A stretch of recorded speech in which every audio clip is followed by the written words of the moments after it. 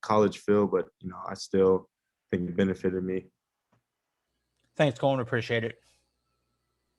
Just identified yourself as a four, but we all saw you bring the ball up the court the other night. And Brad Underwood keeps talking about you're playing at the three, and he still sometimes says positionless basketball. So we assume that we're going to see you initiating some offense. Yeah, for sure. And then that's what our four man kind of does. He kind of trails and then looks for high lows. He kind of initiates that offense, but definitely in the future, I can see myself becoming more of a three, becoming more positionless, guarding multiple positions, bringing the ball up, if I get a rebound, not having to wait and look for our point guards, being able to bring it up by myself. So definitely in the future, I see myself more positionless, almost 2 through 5. So, yeah. But not the one. I mean, the one is the one. We got Mr. Andre Curbelo. He got his little dime package. We got Andre. So, but yeah, I mean, positionless. Yeah. What individual skills are you working on for like ball handling and wing positions, and what have you improved at? What do you need to work on? Well, I think I definitely need to improve on ball handling. I haven't been working on that much, but I think I've been working on becoming more a consistent shooter. Shooting 500 shots a day to make that one if I get in the game. So definitely been working on becoming more of a consistent shooter, being a more reliable. One more and I got to knock it down if I'm in the corner or anything like that. But this offseason, I'm definitely gonna work on everything. I told my dad already. I'm in the gym. If I'm making any excuses, let me know because I want to be in that gym. If there's any excuse, just remind me. Because next year is gonna be big. So. Right on. Thanks, Coleman. Hey, Coleman, it kind of looks like you become a fan favorite a little bit. Fans really want to see you on the court. What did it feel like to knock down that first three-pointer or that three-pointer against Nebraska the other night? It felt great, especially, seeing that my team needed some kind of energy. I think they went on a 9-0 run, just coming into the game and impacting the game and, just bringing energy for my team, I was hyped to get in there and knock that three down, hit that layup. And yeah, just, showing the team that I'm here to give them energy. And then if I'm not in the game, I'm also there to support them. So. Okay. Can you tell me, as far as you going from high school to playing a lot, then some games you get in, some games you don't. How big of an adjustment is that for you to not get in every game, to be logging 20 minutes a game? It's not really an adjustment. It's more of like me knowing, where I'm at and then knowing where our team is at too, At the end of the day, I've always been a team player. So in high school, if I had to play, the whole game, I'd play the whole game. If I didn't have to, and I had to sub out, that's what I have to do. So this is, I'm playing the minutes that coach wants me to play, and I'm gonna accept that. And I just know, my time isn't now. Just be patient with it and be a team player. And like I said, support my teammates when I'm not in the game. And yeah. Hey, Coleman, the Big Ten this year is historically one of the best conferences, literally like ever. What have you noticed in your first year? What do you think makes it such a good conference? I think it's just super competitive. The more I say this year, I don't know if it's like just this year, but, there's a lot of, great veteran players in this conference. And the defense is just like super competitive. Defense is just everyone's locked in. Everyone knows the scouting report. Everyone knows what everyone can do. And it's just like everyone's locked in, I think, defense and just knowing the team you're going to play. And then all the returning players that, played last year are super good. And everyone is just like every team, you can get popped by any team, whether, you're going into overtime with Nebraska or you're right there with Wisconsin. Like every team is great in this conference, and every team knows what you want to do. like I said, everyone's locked in on defense. What's that like for you as a freshman to come in and like the jump to college basketball is a big jump anyway, but you're jumping into this kind of conference. How's that been for you? It was kind of hard at first, really locking in on defense. Coach got on me every day about defense, but I'm adjusting. I think so far I've adjusted pretty fast, and I'm right where I want to be at. Freshman year, I don't, I wasn't seeing myself, getting in and having a lot of minutes, like that, not like that, but I think I've done a good job adjusting and just knowing where my place is on this team. Yeah. Thanks, Coleman. Hey, Coleman, I wanted to ask you about your relationship with Io. I saw you guys sat together on the plane ride out to Nebraska, and he's really spoken highly of you throughout the season and he's talked about your time is coming. Has he kind of taken you under his wing a little bit? Yeah, for sure. Dose is my guy. I think it really started on my visit, he having the Chicago connection with my dad, and he knew like my dad knows the same people he knows. That connection started there. So on my visit, we connected.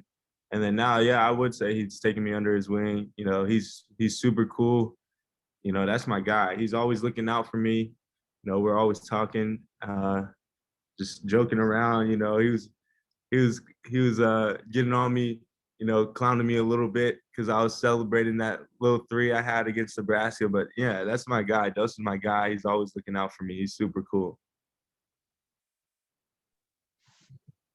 Another question I wanted to ask, you were the first recruit in that class to commit to Illinois. And I know that you kind of talked to people about coming to Illinois. Do you still embrace that role? Maybe anybody that out there that will be thinking about a decision and you're kind of in their ear? Yeah, anytime I go on Twitter or Instagram, I see, there's someone's been offered or we have a recruit or anything like that. I always, somehow find their social media, pop in, message them, let them know we want them. And then I do my own research on them. I watch some highlight tapes, and that's where me and Luke, we started a connection there. Like I was probably the first person to know that he was committed, I would check on him like daily, like every week or so. And then, 1 week he was like, yeah, don't tell nobody, but I'm coming to Illinois. And I was like, what? And he was like, yeah, and sent me the edit. And then like a week later he announced it. So, I always check in on recruits, and, if we have anything going on, I always check in and just talk to them and try to build a relationship with them, let them know we're like a family here and that we want them. So. Appreciate it, Coleman. Hey, Coleman, kind of circling back to Io, what's it like for you as a teammate, just kind of watching him take over down the stretch of games? Yeah, the Nebraska game, man, it was crazy. Just seeing him, just go to work, especially when we needed it. Like that's what pros do. Like he's a pro. Just completely took over the game. Like it was crazy. I was just sitting there watching it. I was like, sheesh, literally. Just a ball screen and attack the rim and got us in the game. Like it was crazy to see him do that.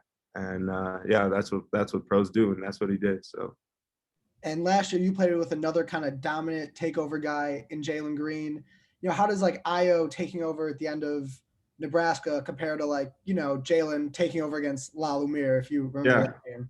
Yeah, La Lumiere, that was definitely a game. Jalen did that. Jalen did that all the time. If we needed something, he'd get the job done. If we needed three, he hit a three. That's what pro players do. So it's great having someone like that on the team where you can rely on them and just learn from it, and then sometimes sit back and watch it. It's super cool to have that on the team. Thanks, Coleman. Hey, Coleman, do you find that you guys are maybe hitting some lulls where you're playing to your opponents a little bit and maybe not to your fullest potential, whereas maybe you don't get excited as much to play in Nebraska versus, an Iowa or Ohio State? And how have you guys talked about how to maybe match that same energy and just keep it consistent throughout? Yeah, for sure. I feel like sometimes we get off to slow starts. I wouldn't really say like underestimating the opponent, but I do agree, like, kind of looking at them like, oh, it's not like a top 10 team like Iowa or like that. But I mean, I think we've talked about it a little bit. It starts in practice and it starts in shoot arounds. Sometimes we're a little sloppy in practice and shoot around when we're going over, their plays and scouting report and stuff like that. We're kind of loose with it. Or in shoot around, we have the scout team kind of, serving us buckets when we're not locked in defensively or we're making, mental mistakes or, oh, we screwed up a switch, things like that. So we definitely talked about it in weight sessions. Before every weight session, we talk and we come together as a team. And Coach Fletch has been emphasizing on connectivity and connecting. And yeah, we've definitely talked about it. And like I said, it starts in shoot around, starts in practice. So yeah. Do you feel like there's an opportunity here now with Northwestern, given earlier in the season, it was kind of just the tale of two halves where it was, night and day between the two, and you guys just asserted your dominance in the second, and, things were a little bit different there in the first half? Yeah, I think it's definitely going to be different now. Top 5 team. We're a top 5 team. So like we say, like every team going on forward, it's going to be their Super Bowl. So every team is going to want to beat us. And we're going to have to, play even better than what we're expected to play. They're going to play their best game. And then Illinois versus Northwestern, it's always a big game. It's always a game that everyone's going to want to watch. And, they're always going to play their best game against us. So, just knowing that we're going to be every team's Super Bowl from now on is what we have to lock in on and just elevate each other and play even harder than how we played before. All right, thanks, appreciate it. Hey, Coleman, kind of depending on if and when the Michigan game gets rescheduled, there could be a stretch where you guys, potentially could have something like 4 games in 8 days. What's the challenge of maybe what could be a real compact end to the season? I mean, 4 games in 8 days. I mean, that's tough, but we've all sacrificed enough, and I've been out here since June. I haven't seen my family since June. So we've all sacrificed enough, and that's what we know, we signed up for. So if we're getting to play 4 games in 8 days, we're grateful for that. Especially now during this time with COVID and everything, some high schools I know in California aren't even playing. Like there's some people that don't get a season at all. So whether it's, 1 game in 8 days or 4 games in 8 days or anything like that, we're still grateful that we even get a chance to play, especially in this time. So From a physical standpoint, what's important maybe when you've got, a run of games like that, just to make sure, you kind of your body's right and maybe your mind's right too? Just I think staying focused and then going in for treatment if you have any like bruises or you're banged up or anything, going in for treatment, getting things like that taken care of, and then really, practicing hard, and then do what you got to do, and then just emphasize on that rest. If you have a little amount of time to get rest, go get your rest. But yeah, just take care of your body, drink water, different things like that. Go in trainers and just get your body taken care of. Thank you. Hey, Coleman, I'm just curious, as a California kid, I know your dad's from Chicago, but as a California kid, how do you enjoy 9 degrees and 6 inches of snow? I mean, really, it kind of hit me today. I was like, oh my goodness, it's freezing outside, but it's not too bad. I mean, I'm in the gym most of the time, and then I go straight home. It's not like I'm out and about or anything. So I've been probably doing the same schedule since like around August, almost September. So I'm kind of used to just going back and forth between the gym and then my apartment and staying in there. So I haven't really been out too much. But I mean, it's kind of a weird adjustment. But like I said, I'm inside most of the time, so it's not that bad. So maybe next year when you got to walk across campus to a class, it'll get you. Yeah, next year, hopefully I have a car and I don't have to walk, or I'll figure something out. I'll triple layer something. I'll figure something out.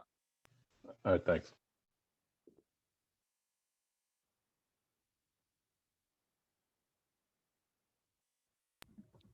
Hey, Is that it? Or I'll go jump ahead. back in if nobody else. Coleman, speaking of all the practices or all the games in so many days, I assume the practice is pretty intense. So teams that are only playing a game and they only have 5 players at a time maybe have a better rest than guys that are practicing all the time. What do you think about that? I mean, it happens, but like I said, this is what we signed up for. This is what we sacrifice everything for. So if we have one game, we're grateful. But if we have 4 games, we're still grateful. Just being grateful, and yeah, especially right now in these wild times. But are you more tired after a practice or after a game? Definitely practice. Definitely practice going for like 3 hours, and then compared to maybe 10, maybe 5 minutes. Yeah. So. Thanks. Coleman, was there a moment in conference play this year that it kind of hit you like, whoa, this is really, really different, and these teams are, at the top of the country here?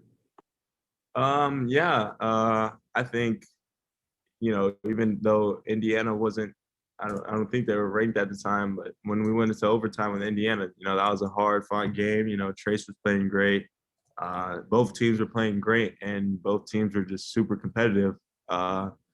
We got lucky, went into overtime, we took care of business, but definitely that game. There's been, there's multiple games, even in the beginning of the season, the Baylor game, to see how they play defense. They're locked in on defense. They score that ball. They do everything, and just seeing why they're 2 in the nation is just crazy to see. Thanks, Coleman. All right, that's everything we have for Coleman. Coleman, thank you for your time. You can go ahead and get ready for practice and stand by. We'll get started with Coach shortly. Thank you.